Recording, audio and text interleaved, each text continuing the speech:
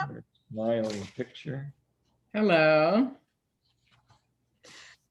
So thank you all for joining us for the third of our JCFRU series. As more people are coming on, we're just gonna get started. It is my pleasure to welcome our friends and family from JDC, the Joint Distribution, the American Joint Distribution Committee, Sandy Katz, and the famous Mark Sisiski, who we were teasing, to share with us a deep dive, some information what's going on in the JDC world. I know you all just hired a new CEO and all of the things that you've been able to help our wonderful family and partners across the world during this COVID time. So Sandy, unless do you want to say anything at the beginning, or do you want me to go ahead and share my screen? You can go ahead and share your screen, unless Mark, do you want to say anything before I jump in? No, you jump in, Sandy, and Okay. I'm happy to take a few questions with you or add anything.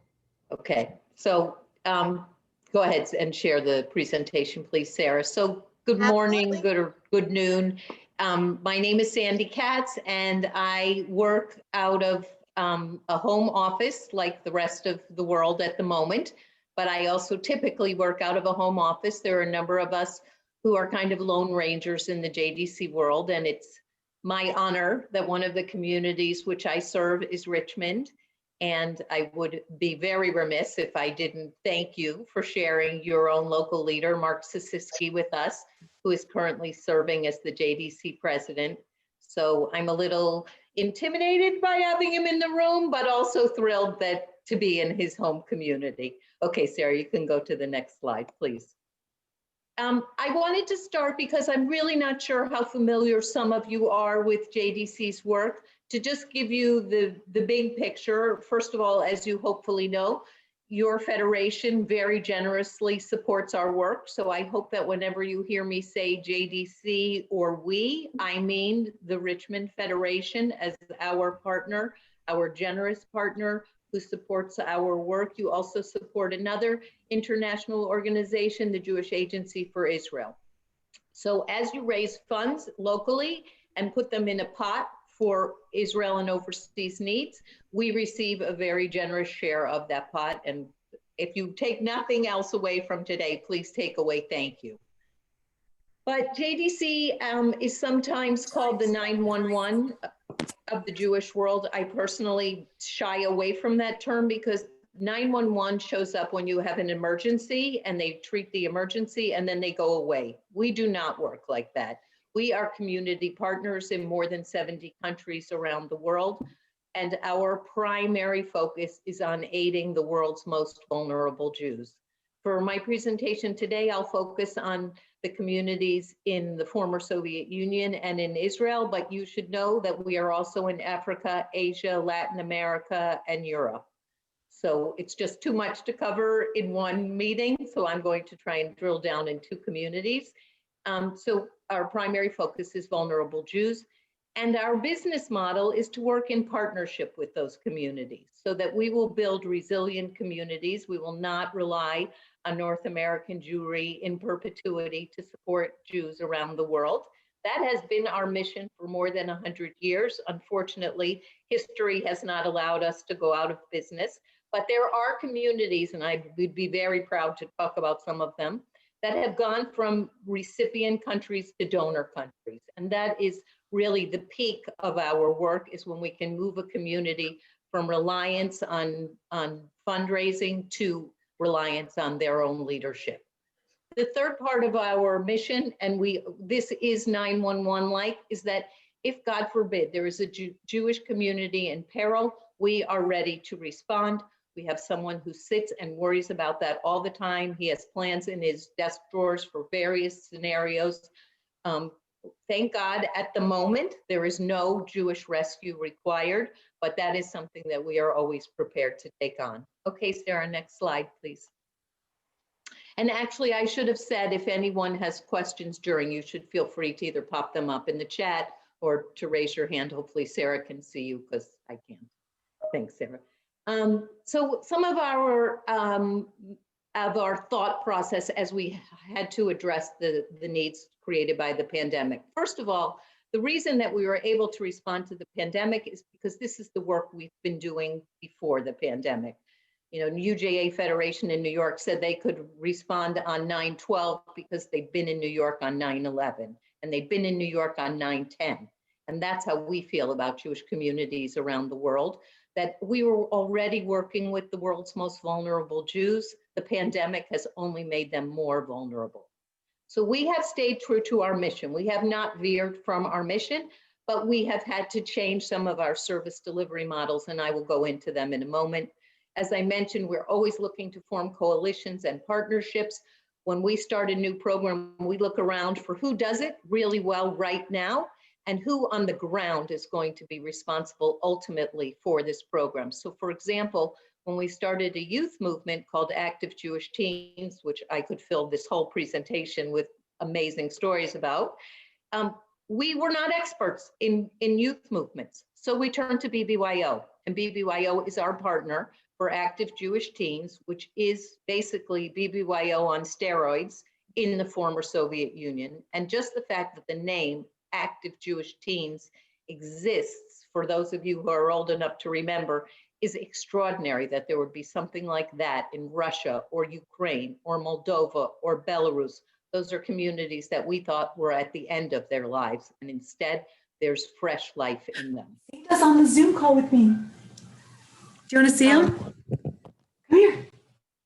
The third piece of our operating principle is that we look for systemic change. We will pilot a program and see if it can be brought to scale, because we don't want to be forever operating brand new programs. We want our programs to be full impact programs that ultimately will stand on their own. And the fourth one is obviously interrelated to that, which is that we're developing programs constantly with an eye towards the future. And when I talk about Israel, particularly focus on that.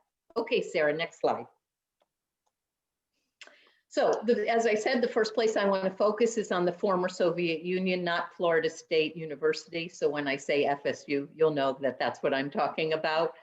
Our highest priority is impoverished, needy, elderly. As you know from our experience here in the United States, this is an issue that is facing elderly around the world. The idea of being isolated and needy is something that frightens all of us. And I do want to pause here and say how much I appreciate that you all showed up today to hear about Jews who you may never see. We are all facing challenges. If you are fortunate enough to have parents on this earth, you're worrying about them and their isolation. So none of us can take it for granted that on top of worrying about those close to you, physically and relationally, you're also worrying about your far-flung cousins around the world who really need you to worry about them. The second thing that has really blossomed in our work in the former Soviet Union during COVID is the experience of volunteerism. And if you're like me, you look at that word and say, wait a minute, shouldn't that be E-E-R, and why is it A? Because we're talking here about the verb of volunteerism, about bringing to a community that had no sense of volunteering under the communist regime. They were told how to volunteer, which is, as you know, is not volunteering. We have groomed in this region a generation of young people who have then in turn turned on their parents to the joy of volunteerism. And we'll talk about some examples of things that are going on in that region that are inspiring and extremely efficient. The third piece of what I want to talk about, and I will go deep in your partnership community region in Zaporozhye, is technology, and using technology as one of the silver linings of the pandemic, how to access services that people were unable actually to access prior to the pandemic, and also to continue services during the pandemic. Okay, Sarah, next slide. I find this slide hard to digest, but I'm going to give you a second to look at it. For me, all of the numbers are overwhelming, and it's hard for me to really feel what the impact of this slide is. So I'm going to ask you to focus on the 45 hotlines. Almost all of them are staffed by volunteers. So that means that there are 45 lines staffed by people 24/7 who have stepped up to serve their community in a way that they had not before. And as you can see, there is a huge volume of calls coming in through this network of hotlines. And, you know, I wish that my he'll kill me, my 96-year-old father had something like that. But that is the reach of your federation into places like Moldova, Tajikistan, Russia, Ukraine. Okay, Sarah, next slide. So because I find those numbers so overwhelming, I'd like to focus with you on your community, Zaporozhye, and I'm glad Sam is here to hear about the huge impact that your community has had there. I'll focus you for a moment, if I can, on the 600 clients. And the reason I want to focus there is because they are benefited from 15 hours of home care per week. And that, sadly, is a very high average for home care work, for home care hours. We have regions that we serve where the maximum, not the average, the maximum number of home care hours that a bedridden elderly Jew can receive is 14.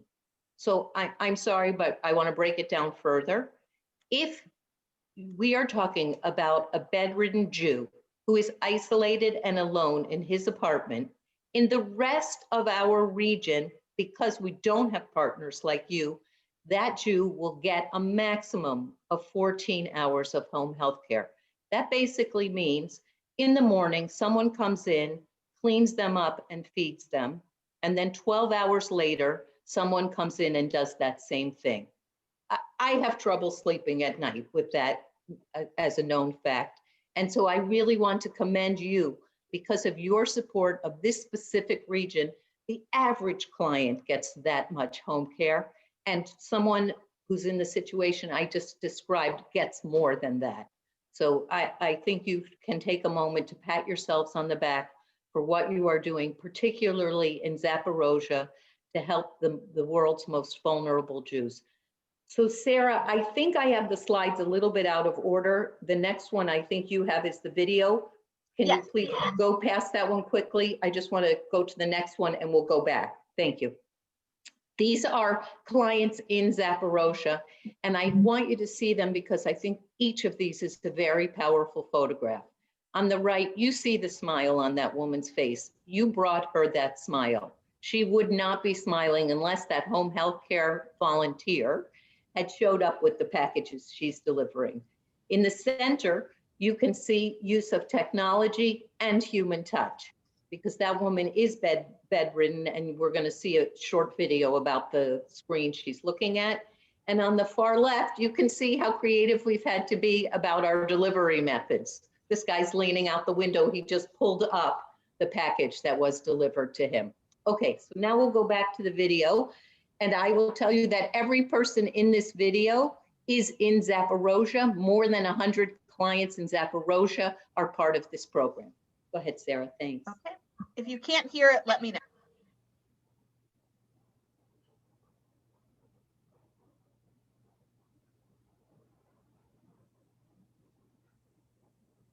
Can we hear it?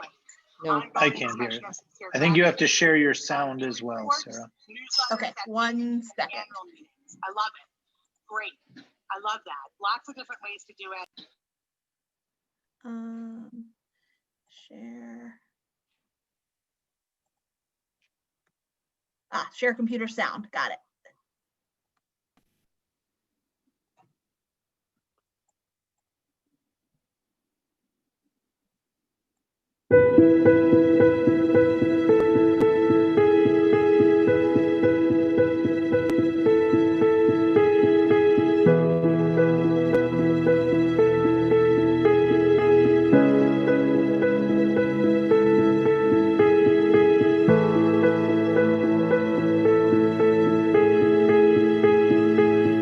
Я беру смартфон. Моя патронажная научила меня или учит меня обращаться с ним. Я нажимаю кнопку. Я делаю соответствующие движения. Он включается. И я вижу, дорогие мои, вас. Спасибо огромное, Хесед. А теперь, в связи с эпидемией, никуда же не хожу. И очень хорошо, что мне подарили смартфон, и я могу онлайн общаться с друзьями. Каждый такой телефон – это окно во внешний мир для тех людей, которые сейчас вынуждены оставаться дома из-за состояния здоровья или физических ограничений. Мне понравилось очень в Хеседе, вот, когда я уже туда пришла в зрелом возрасте, делала это все с такой любовью, с такой радостью. Но у меня нет телефона, и благодаря этому проекту мне дали телефон, и теперь я смогу быть опять активным участником хеседовской жизни. Мы можем сегодня видеть друг друга, общаться друг с другом, видеть друг друга, делить горести и радости других. Поэтому, как говорится, наполним бокалы, поднимем их разум, и ясное солнце горит. Но солнце далеко, а хесед и смартфоны близко.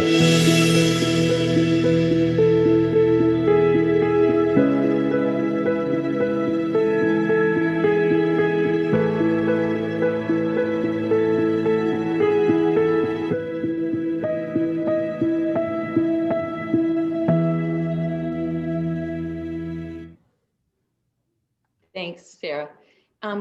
So I'm going to transition to Israel in 1 second, but I just want to close this part of the presentation with a little Jewish value talk. We call our centers for older adults in the former Soviet Union Chasadim, or a Chesed center. And the term Chesed is typically translated as loving kindness, but it's actually more than that. The Jewish value is act of loving kindness. For us and for you, it's not enough to feel the connection. You are required to act on that feeling. And through you, we are able to act on that feeling through the series and the array of programs that we provide to seniors in the former Soviet Union. And so they know in Zaporozhye, and they know throughout the former Soviet Union about Jews in Richmond who are thinking of them and acting upon it. So let's go back to the PowerPoint. Before we As I move on, said- any questions about that program? I'll just add, I don't have a question, but Sandy, hi, nice to see you. And thanks to Mark's support and encouragement. I went to Zaporozhye. I know Sam has been there, Revinson has been there as well, but this is beautiful and it makes me so happy. But then I think about so many of the programs that we went to see, where people gathering together and sharing meals and sharing, Shabbat experiences. And it makes those phones even more important because they don't have the socialization. And we all know right now how hard it is. So it was beautiful and it was inspiring, but it's also just reminds me how hard it is right now. And having been there and been in people's homes and watched them gather when they didn't have these programs before JDC came in and helped organize them certainly in Zaporozhye and Donetsk. It's beautiful. So thank you for sharing that. Okay, I'll go back to the slideshow. Okay. So as I mentioned, our job or our plan is to put ourselves out of business by ending the reliance of Jews around the world on North American Jewry. In Israel, our work is a little bit different. We see ourselves, that's fine, as the R&D arm of Israeli society, because thankfully in Israel, there is a robust basket of services and an intact social safety net, as opposed to in the former Soviet Union. And so we are trying to address the needs of the most vulnerable Israelis. Everyone should be and is proud of the startup nation. However, there are a lot of Israelis who are not part of the startup nation, and they are the left behind nation. And those are the Israelis with whom we work. And because one of our guiding principles is to remain apolitical, we work with every vulnerable Israeli, whether he or she is ultra-Orthodox, completely secular, or not Jewish at all. Every Israeli is viewed for us as an important individual, and we want to address their needs. There should be a third part to that slide, Sarah. You might want to click one more time on it. Yeah, thank you. So I'm going to talk briefly about the programs that we were able to continue through the coronavirus, the programs that needed to be tweaked, and the programs that are new for the virus, and what we're thinking about as we move out of in the near future, the coronavirus period.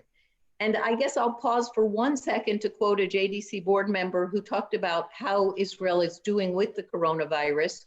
She quoted the nursery rhyme that when she is good, she is very good, but when she is bad, she is horrid.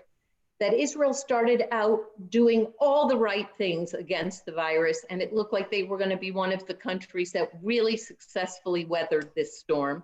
However, as you likely know, they've been in lockdown now for several weeks. The numbers are going down, and they are looking for a way to get out of lockdown and to resume normal life. No one is sure yet in Israel what that will look like. Okay, so next slide. Again, for me, this slide is overwhelming, but I want you to understand the scope of what we're doing together in Israel. Again, I'll point you to the lower left corner about the volunteers who have been mobilized, and they are inspiring stories, each one of them. I will share just a couple of them, but that is something for which we are very, very proud. JDC, as I said, is a partner to the government. Years ago, we set up a volunteer center, which we handed over to the government, as is our typical plan. We don't want to stay a substitute for government social services. We're there to be the R&D arm. Actually, the government turned back to us during the pandemic and said, we need you to run the volunteer center again. So we are, but there would not be 6,600 volunteers signed up had we not done the legwork years ago. Next slide. So I just wanted to talk about these two programs because in a way they epitomize what we've had to do during the pandemic. The slide on the left is a physical therapist doing physical therapy with a client who's in his home. She said that he is actually improving more rapidly during the pandemic. She has empowered him to do his exercises at home rather than meeting him where she does physical therapy. So it's a little bit counterintuitive that someone would actually do better with this kind of remote physical therapy, but that's what she's reported to us. The slide on the right is one of our teen volunteers who reaches out twice a week to touch base with this elderly woman who lives by herself. Next slide. Your community very generously for years supported the development of a Center for Independent Living in Haifa. A Center for Independent Living is a home away from home for people who have physical and mental disabilities. Every single one of them is run by someone who also has a physical or mental disability. When the pandemic started, we realized that we couldn't expect people with disabilities to show up at the Centers for Independent Living. So we reinstituted something that we developed in 2014 called a virtual Center for Independent Living. And they also do programs outside of the Center for Independent Living. So this is an example of a program during the pandemic, which would have taken place in the center, but because we couldn't do that, and before the country locked down, we were doing some outdoor programming. But the point I wanted to make about the Centers for Independent Living and this pivot to the virtual Center for Independent Living is that 4 times as many clients are accessing the services because there were people who weren't able or willing to show up at the physical center who are willing to do so online. Next slide. This is a program that grew solely out of the pandemic. This was not a program we were running before. We were already working with those kids in the picture on your right, and they were youth at risk. They were youth at extreme risk, and the program was very similar to Higher Achievement, if you're familiar with that in the United States. So they were kids who were flunking out of school, who we would have found a way to redirect so that they were starting their own small businesses and learning how to be entrepreneurial. Well, when the pandemic struck, they changed from youth at risk to youth who are providing answers. And what you see on this in the picture on the left is one of the young men who is on the right, and he has changed the way that he views himself. from someone who is himself at risk to someone who is able to address the needs of someone else. And so he put together a program of gathering donations of food in his community and delivering to the people who needed them within his community. And it's not only the benefit to the people who are receiving the food, it's the benefit to the way that this young man can see himself as someone powerful enough to address someone else's need. Next slide, please. So JBC, particularly in our work in Israel, is always thinking about the day after. We are willing to pilot programs to see if they can be brought to scale, and then we'd love to turn them over either to the government or to another non-for-profit. And the next slide is a great example of what we've been doing during the pandemic. So this slide shows a number of corporate partners as well as a number of nonprofit partners who we are convening around a round table, it's a lot of rounds in a sentence, to think about how they can leverage their strengths, abilities, and challenges. So other smaller nonprofits are coming to our convenings and working with corporate partners and with us and with government representatives to think about how during the pandemic and post-pandemic, their work can be changed for the better. So that examples like changing that young man from a client to a care provider can be made more systemic and more systematic, and that the reach of your funds can be even greater than it was. So you can go to the next slide, which will remind me to once again thank everyone who's here. No, it won't. It will remind me to talk about one more program, and I'll let, if you're willing, Sarah, to start the video, and then we'll close.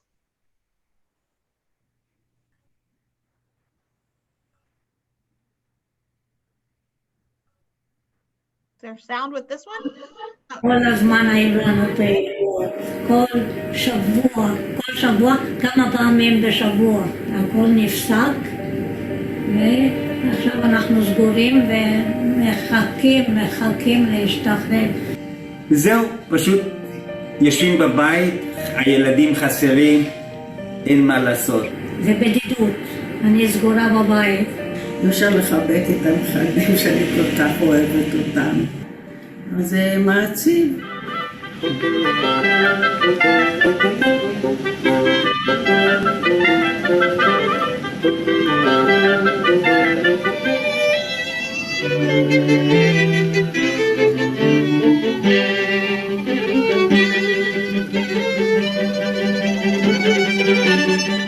היה מאוד מאוד יפה, זה הרים את המורל, כי היינו כולנו בחרדות ובפחד, וזה ממש עזר לנו להתגבר על כל המצב.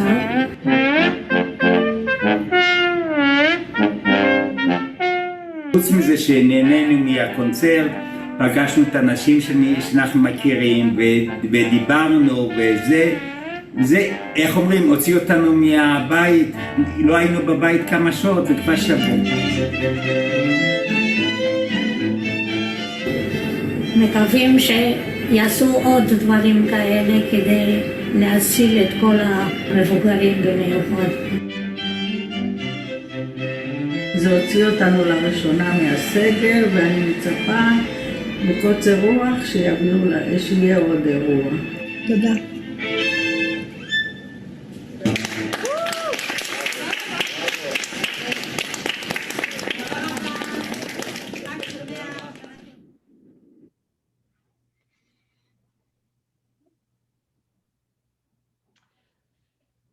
So I want to say thank you, just as they said thank you. We could not do what we are able to do were it not for partners like you, partners who sit in Richmond and who think about Holocaust survivors in locations all around Israel and isolated elderly people in Moldova, Eastern Ukraine, Bulgaria. So honestly, if you take nothing away from this presentation other than the feeling of being thanked, it will have been enough. Hopefully you do have some questions though. Mark, what did I forget? You didn't forget much. Sandy Katz is one of our most outstanding senior development officers, and we're very, very lucky to have her at JDC. I can assure you that. I would only tag on a few things if I could. First of all, thank you to the Federation in Richmond and to the whole Federation system. I don't think you all know how important you are, but you've just come back from the GA where I spoke there, and you're an important funder and an important partner of JDC.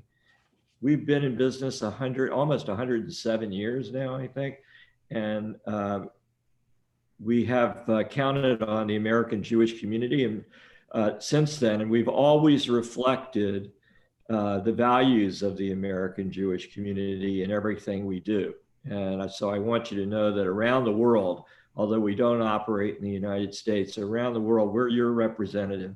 We do what we do in disaster relief. You always find that there are Israelis at disasters, and sometimes it's the IDF who we bring along with us, or the IDF brings us along with them. But we're always at disasters, even in Muslim countries, and have been applauded for that. That's probably a little known fact. Also, I get questions a lot about Venezuela and Argentina, and I want to speak to that just very quickly. Most everything we do in Venezuela is secretive, and we keep it that way. But what I can tell you is that the average person in Venezuela has lost about 30 pounds in the last year. Inflation is at 10,000% a year. The country's falling apart, but the Jewish community is doing well. We have made sure that the Jewish community has come together, and they know that they can count on JDC to help them, and they haven't had the same problems as the rest of the population. So I wanted you to know that in case you were thinking about Venezuela. In Argentina, we keep a very close eye. Right before the COVID virus, we were all going to Argentina together, the Federation system and JDC and JAFE, to see just how bad things were in Argentina, and this coronavirus and the recession that will probably be in place now as we're speaking will make things even more difficult in Argentina. We've been in Argentina since the last terrible episode of the explosion at the center and the explosion at the Israeli embassy, which killed so many people. And we've been in Argentina for a long time. We have an office in Buenos Aires. It's, what is it, Sandy, the fourth or fifth or sixth largest Jewish community in the world? I think the fifth Largest Jewish community in the world. So we do keep a very close eye on Buenos Aires and in other Latin American countries like Chile, where there were problems with riots in Chile. So we do have presence in Latin America and Central America, and I think you should know that. Probably people don't know this much. We were serving on any given day. We were serving about 55,000 clients a day. With the COVID virus, we're still serving maybe more, closer to 60,000 people a day, because there's more people in need. So I wanted you to know that's worldwide, and that's a large number. Our budget has gone up because the needs have gone up. The Israeli government's been very generous. The Federation system has been very generous. And our budget is about $400 million a year. This is a very large organization, and we're spending all the money. We've created the virtual JCCs because they're revenue-based organizations, not donor-based organizations in a sense. And so throughout the FSU, we've had virtual Shabbats, virtual JCCs, and as Sandy alluded to, and our active Jewish teens, many of them have grown up, and it's their community. So they look at this as their community, and they are serving the their elderly Jews and poorer Jews in their own country. This is really amazing. It's what we wanted to do, and it's taken time to create this, and we'll continue to work on this as the claims conference comes to wind down. Now, we've been very fortunate that the claims conference has been very generous this year. They've advanced us money. They've given us more money than they normally do. Not much more, but more money than they normally do. But when the last Holocaust survivor dies, you should understand that that's it. I mean, that's it from the money from Germany, unless we can raise more money to take care of, I think about 5,000 right now that we're taking care of, not what are called non-Nazi victims. It's a terrible nomenclature because all of us are Nazi victims. But these were people that weren't in camps. So just so you know, these are some of the problems that we're looking at JDC. And people ask me, how did we respond to the COVID virus right away? What were the actions we took? So I created a COVID virus working group for JDC, chaired by one of our ex-presidents. And it was a group of our inside leaders at JDC for our major inside committees like audit, strategic finance, programming, things like that. And also board members. And what we first did was make the announcement to the largest Jewish communities in the United States and around the world that we would never let anyone be lonely, go hungry, or be without medicine. That was our first priority. And we were willing to borrow $5 million from our endowment fund to do that. Our COVID campaign, our emergency campaign, was quite good. People respond very well and have always responded well to real need, even though there's need in Richmond. And so it doesn't absolve us. We're one people. You know, I try to make a gift in Richmond, and I think we need to always think about our overseas partners because, therefore, I mean, you're just a moment in history from having been in Ukraine or any of these places yourself if you're an Ashkenazi Jew, and someone else would have been here. So there are people that can never thank you. It's up to Sandy to thank you and me to thank you on their behalf. They can't thank you unless you go visit these places, and we can't do that now.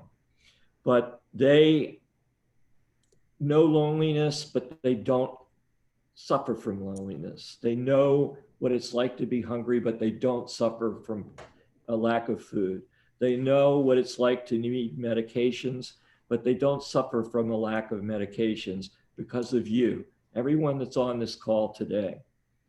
I will say just one quick thing about Israel, and I think that people should know, there's about 1 million Israelis that are unemployed. TAVET is our program for employment and teaching new employment skills. All of this is done digitally. And so Israel is, in its own crisis. It's just coming out of the second lockdown, but we know that any slip here can be problematic. So we've all done this digitally, except for we've lost some valued JDC employees and associates that have died delivering services from COVID. Also, we've had to make tough choices. We let go of about 8% of our workforce, and it was hard to separate from our colleagues at JDC. We froze salaries for 2 years. We have this 2-year plan that we're working on, and we don't know what next year will bring us. We're coming up to the end of this year, and we're still servicing our clients on your behalf.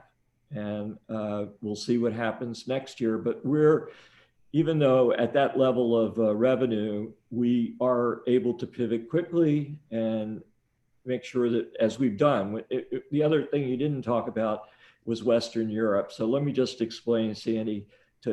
Sandy just didn't have and I don't want to take too much of your time, but people in Western Europe, where we have an office in Barcelona that's run by a great guy, the middle class became lower middle class, the lower class became poor. On any given day, anywhere in the world, our clients need help every day. I mean, they're not people that don't need help every day. So thank you again very much. Sarah, I'll turn it over to you. I probably went over, but I apologize. No, we're okay. We all have a 1 o'clock stop, but are there any questions? Because we still have a few minutes. Can I open the floor? Sarah, I did put in the chat the upcoming mission to Latin America, since Mark had been so kind to highlight it. And Sarah also has information, and Yes. you're all invited. Virtual missions, so Yes. over the next few Mondays. Sarah, if you'll send that out, that would be great. Yeah, happy to. Anybody, any questions? I had a question. Yeah, go ahead, Josh. So you mentioned that the goal is to put yourselves out of business. Can you talk about like how you make that happen? Like how would a community become what I would call successful and independent through your help? Yeah, Well, happy to. Yeah, answer Go that ahead. about Bulgaria is a good example of how That's- we've done that. Yeah, there, you know, I probably already admitted in Richmond that the Bulgarians are my favorite Jews. It's just an amazing community. 90% of them got up and went to Israel at the founding of the state. But the 10% who stayed then lived with communism, and they were on the, well, just to quickly give you the history, they were protected by their country. The Bulgarian Jews were not slaughtered during the Holocaust. They did turn over the Jews who were Albanian in ethnicity, but the Bulgarian Jews themselves were not slaughtered during the Holocaust. They also were subjected to kind of a lighter version of communist repression, but it did include no religious life. So when JDC was able to go back into the country in the early 90s with the end of the communist regime, what we found there were Jews who had warm feelings towards Judaism, but didn't know much about it. And those were the older Jews. And we had a lost generation of middle-aged Jews. So we started with the young people, and we counted on them to bring Judaism back into the fore. And I'll just tell you 2 stories about things that they did in Bulgaria, which is why they're my favorites. One is I happened to be there on a Friday night, and I was with a young family, and because we came in the early 90s, the kids who were in preschool then are now young parents. So I was in the home of the young parents who had come through Jewish life when we re-entered in the early 90s, and their kids were now in Jewish preschool. And those kids showed me this tzedakah box that they had made, and they were really proud of it. And the parents were really proud that they had made a tzedakah box that had Bulgarian writing on it. And I said, well, why did you guys put your resources in that? There are thousands of tzedakah boxes that exist in the world. And they said, well, there are none with Bulgarian because there was no need for them for decades. And I said, well, my Bulgarian's a little rusty. What does it say on this particular tzedakah box? And the parents looked a little embarrassed and then looked a little proud. And they said, it says, what's a little for us is a lot for them. And I thought, wow, you could teach Jews around the world about giving tzedakah. So that's one example.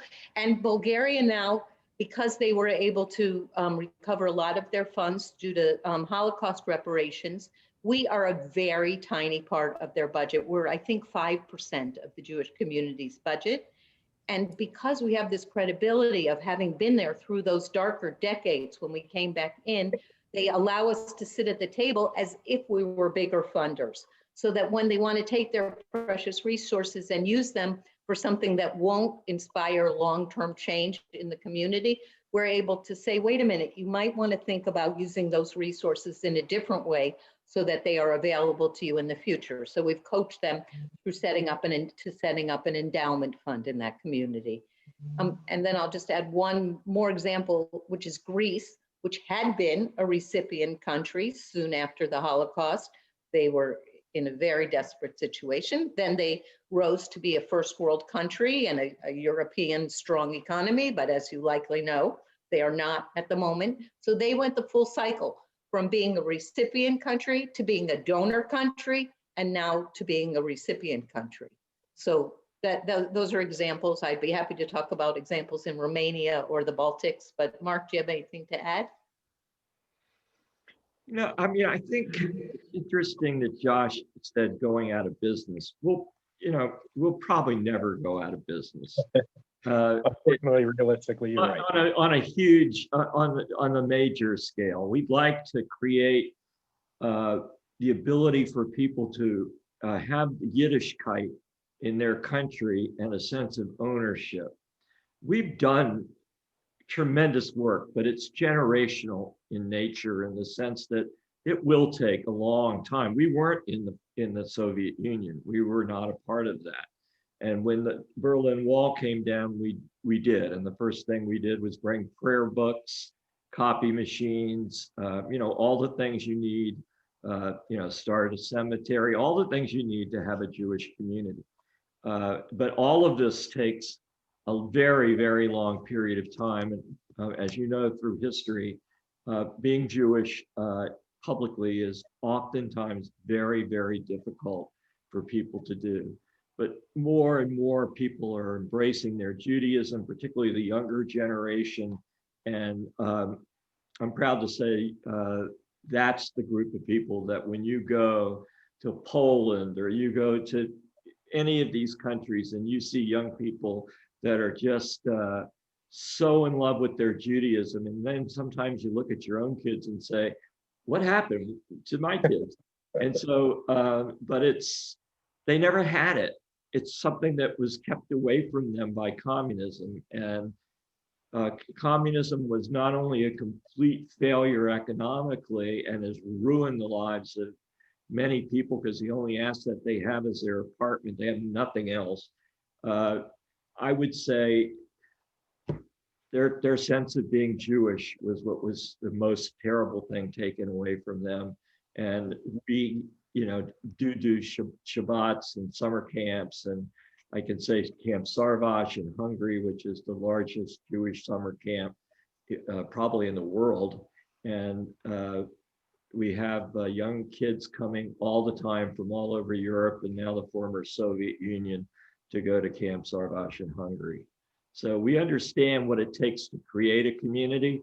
It takes a long period of time, Josh, but sure, it's important. So if I can follow up using Bulgaria as the example. So it sounds like in the 90s when you guys went in, there was nothing as far as infrastructure or Jewish identity at all. What does it look like today? No, that's not exactly true. Okay. The Bulgaria as a government let the Germans march through Bulgaria to go south for the most part. There wasn't the mass roundup of people in Bulgaria. The Bulgarian government, they're the second largest city in Bulgaria, had some issues, but I don't believe Sofia had huge issues for the Jewish community. So they had assets. One of the things that makes a successful community is having assets. And if your assets are all destroyed or stolen, it's hard to build or have any wealth in your community. And I think that's, what's the problem with Bulgaria. But they did have a great leadership and a great history there, and they were able to build upon that. And they had the assets that they could convert to cash, and they had people that were successful in business. And it wasn't like Ukraine. There's really nothing like Ukraine. Yes, Sandy, go ahead. Yeah, so Mark's 100% right. They had assets, but they didn't have institutions. Right.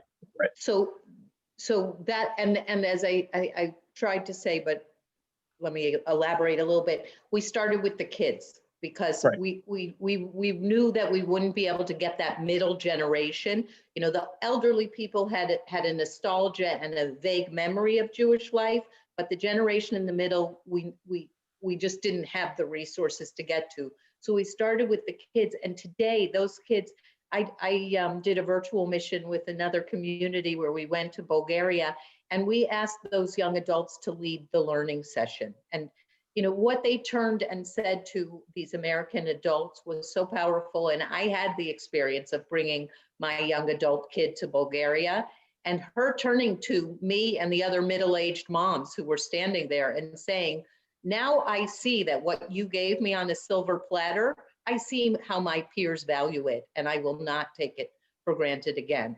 At which case they offered her my job, and then I was unemployed briefly. No.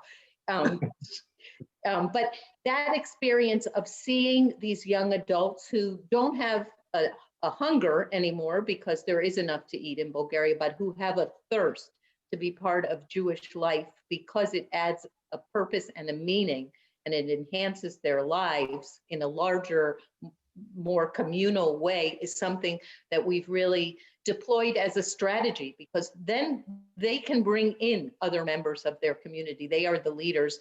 And it turns out that there are master Jewish educators in Sofia, the capital of Bulgaria, who say to us, I feel more Jewish in Sofia than when I'm in Israel, because I've had to carve out a Bulgarian Jewish identity. Right. So you mentioned the Jewish preschool that was started.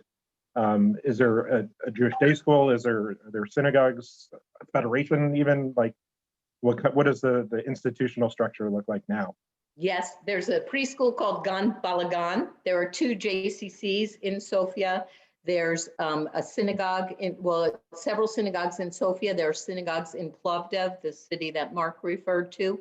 There is a small day school, I believe. Mark, feel free to correct me if I'm wrong, but I believe there is a small day school, and there is absolutely a summer camp and an overnight camp in Bulgaria where not this summer, but typically where kids go and cement their Jewish identity. And Bulgaria had an existing relationship with the youth group of BBYO. And so there is also a BBYO chapter in Bulgaria, not because of JDC. I can't take credit for that. And there's Hillel there too. Hillel everywhere.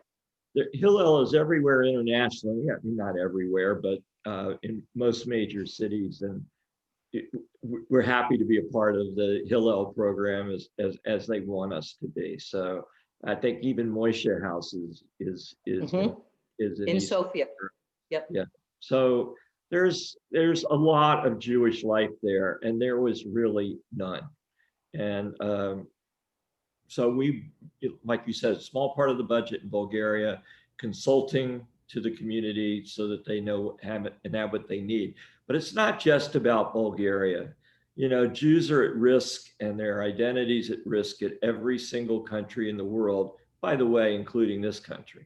When people ask about, when I was in Israel in February for a couple of weeks, they say, aren't you worried about all the anti-Semitism in the United States? And you know what? They're right. I mean, there's in many places much less anti-Semitism than there is in this country, as we found out over the last year. So, but everybody struggled with the virus. We've all been in the same storm, but we haven't been in the same boat. The people that have the most assets are able to weather COVID. The people with the least assets are in another boat altogether. They are suffering greatly. And again, we're called in by the government of Israel to help. We help everywhere we can around the world without government aid. And I think we're able to do it, and we do it on your behalf. So that's it. And I appreciate everything you've done. And I see Sam Revinson sitting in his car, taking the time to listen. And I know Sam's done so much with Ukrainian youth, and we brought them to Richmond, and we have a wonderful relationship with Zaporozhye, and I'm so happy for that. And we have great relations in Israel as well. And when this goes away, which I hope is soon, we can put together, Sarah, a JDC mission, maybe to Ukraine and Israel. We'd like that. Sam and I have it on our schedule. We'd like to do it as soon as restrictions are lifted. I know these kind of trips change your life. They really do. Life's never the same afterwards. And you will love getting in your own bed. Fingers crossed. Yeah. Anyway, I do have Rachel?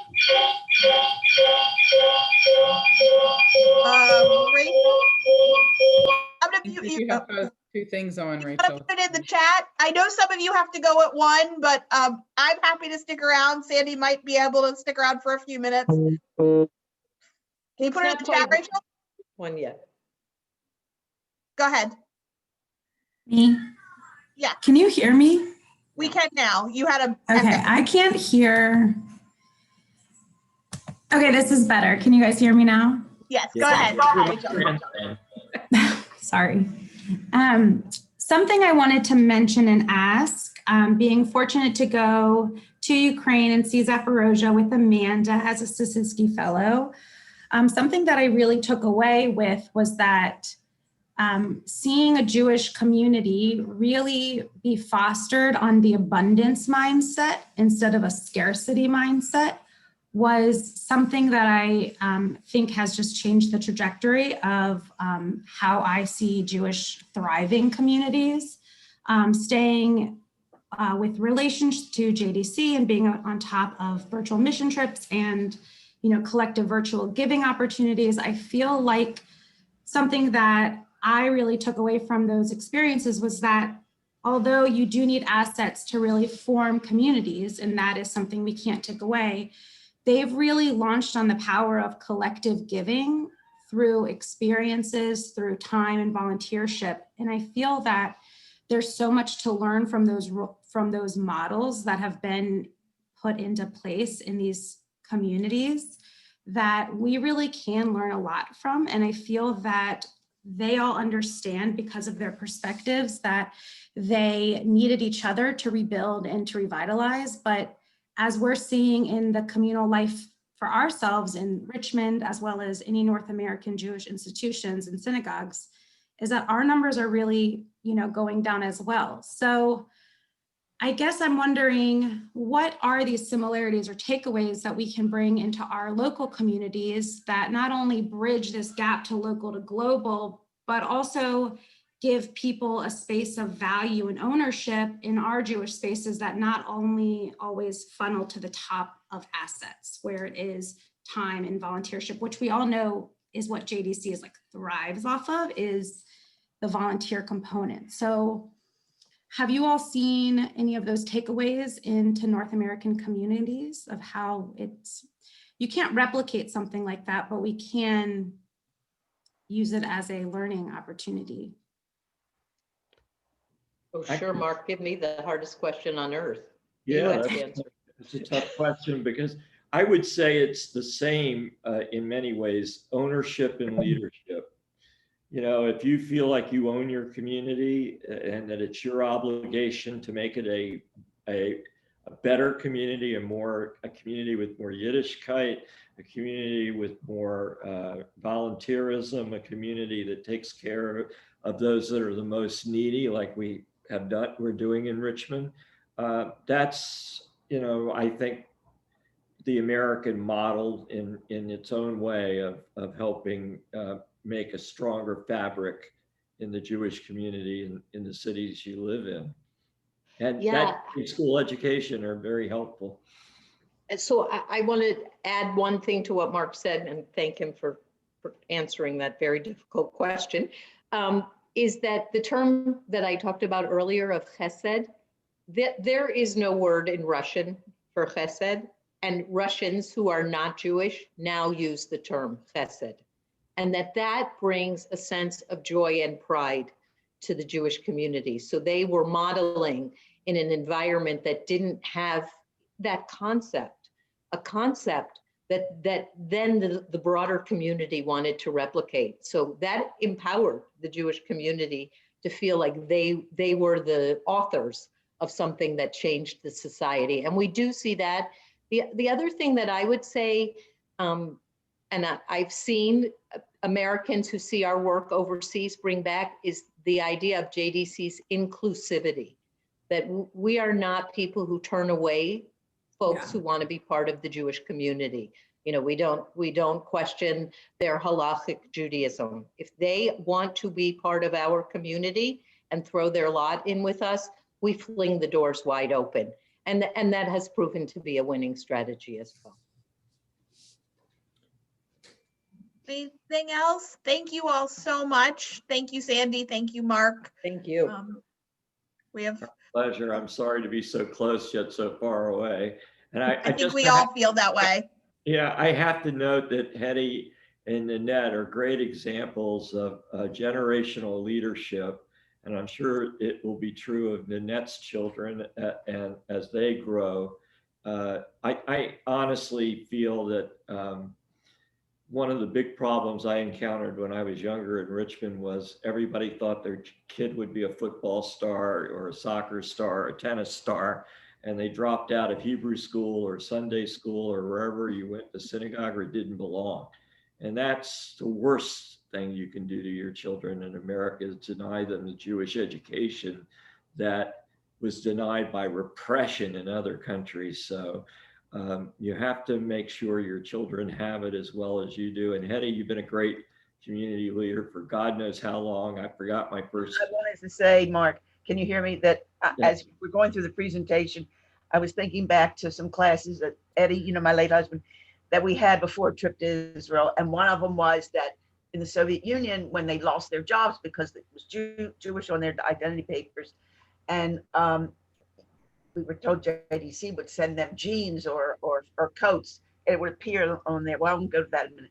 And they would sell it, and that's how they would live. So consequently, a few weeks later, we were in Israel, and we went to one of the agencies, and somebody in the group said, well, how did you live? And they said, these jeans appeared on our doorsteps, the fur coats, and we sold them. So it's been a long time ago, 50, 60 years, I don't know, a long time, but I'll never forget that. I'll never forget our feelings when we heard that, as sitting with the people in Israel who had come from the former Soviet Union. I can't remember exactly what year though.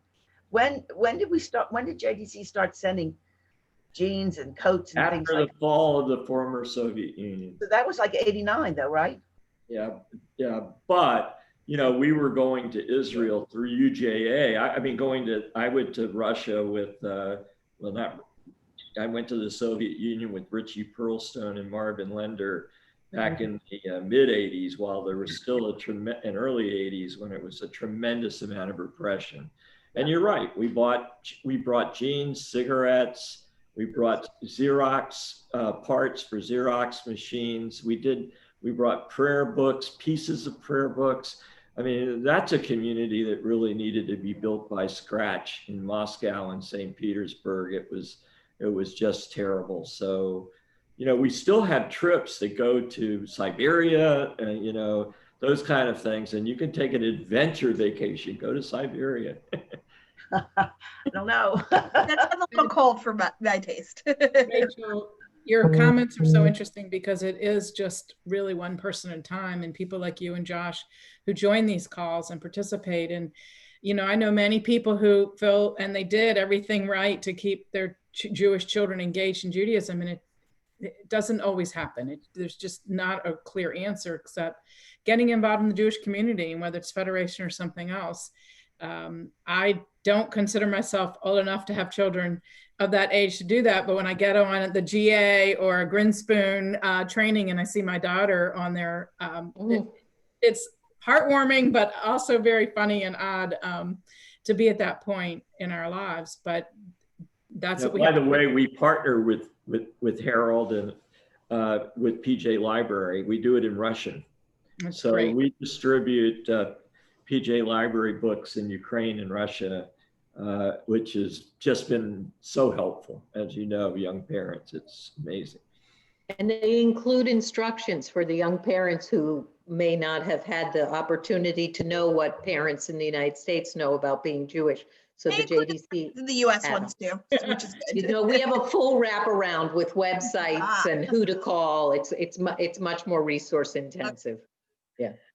It is interesting though, Nanette, what you're saying, because, you know, you really do need these anchors to pull you into the mission and vision of these communities that surround us, right? Whether it's your role modeling for your child, whether it's something that we felt like was not maybe the best growing up, like me having an interfaith family, right? Like that really, I felt like defined me. So when I was seeing and witnessing something what JDC was creating as a very inclusive, teachable moments, because we're all seeds that are going to carry on whatever legacy that really ties our heartstrings to the missions and visions that are around us. And so it is really powerful to see these tools of when you can give somebody a real experience or a concrete, clear path in a communal space like the JCC, even for me, what it can really do for the gifts of the people that surround us for the next legacies, right? And we really do need to be thinking of the future for us as a sustainable community for Jewish North Americans. So, you know, You're so right. You're so it's right. really about experiences and perspectives and what we're giving everyone, and really showing power for the ownership of communities. You never know who's really going to carry that spark for everybody. It's pretty powerful. That's why young leadership is important. And JFNA has a wonderful young leadership program, but we have a wonderful young leadership program in Entwine, which you were a part of, Rachel. And we've, Sandy, what's the number? It's 10,000 young adults, I think, that have gone through Entwine. At least, I think it may be up to 11. Yeah. And we're doing all virtual. Entwine is still operating at full speed, just virtually. And there's something about going on trips to places that you would normally not go to with people that become lifelong friends. And I think that's very, very powerful. With Entwine, on the conversation of Entwine, how much revenue do you feel like, because of the commitment of the people that come back from those experiences, do you all see? Like, I know that's a very convoluted question, but is it just their ability to talk about the experience that you all find to be vital? Is it their donorship that comes from it? Well, first of all, you know, we get a lot of money from funders that love Entwine. They just love it. They love what we're doing for young Jewish adults. And you're not in your prime earning years, so it's really not about the money that we receive for running these trips for the people. It's really, a lot of it is referral. I don't know where Sandy went, but she had another call she had to drop off. She said, okay. We were in your confident hands. Yeah, I went to Google in New York a couple of years ago with an Entwiner who took me to meet their friends at Google. And I talked to them about, you know, what their responsibility was in the, you know, as being Jews. And, you know, money came from that trip, and it's continuing to come. So, you know, you never know where one person will lead you to another person. The chairman of Bloomberg is an Italian Jew that works for Michael Bloomberg, and he gives us $500,000 a year, and never knew about JDC till we went to see him. So, you know, we say the best kept secret in the world, and we don't want it to be, but it just so happens to be. But go to jdc.org, which is our website, and I think you'll find it very interesting. Okay, well, it's good. Thank you, Mark. Thank you, everybody. It's good to see you, Rachel. Show me, is my grandson there? Yeah. Tell him to get on the camera. I can't see him much anymore because my other grandchildren are here. Let's see if I. Babysitting or live with them? Rachel, until school's back. Hi, Isaiah. Say hello to everybody. That was it. He's a little shy. He'll say it. Hi. Hi. Rachel. Okay. I think you're at the JCC for a while, that's for sure. We're at my house. He Yeah. knows there's something better behind. I know. Thank you. You're like a part of our family, and thanks for everything you do for the kids. And I'll see everybody soon. Thank you very much. And it's just nice to be with people that understand, and anybody that has a question can always call me. And I return phone calls in 24 hours. That's one of my Yes, you do. Anyway, thanks again, and I'll take care. Bye. Bye, everyone. Thank you. Thank you. Thanks, Josh. Bye, Skip. Bye, Rachel.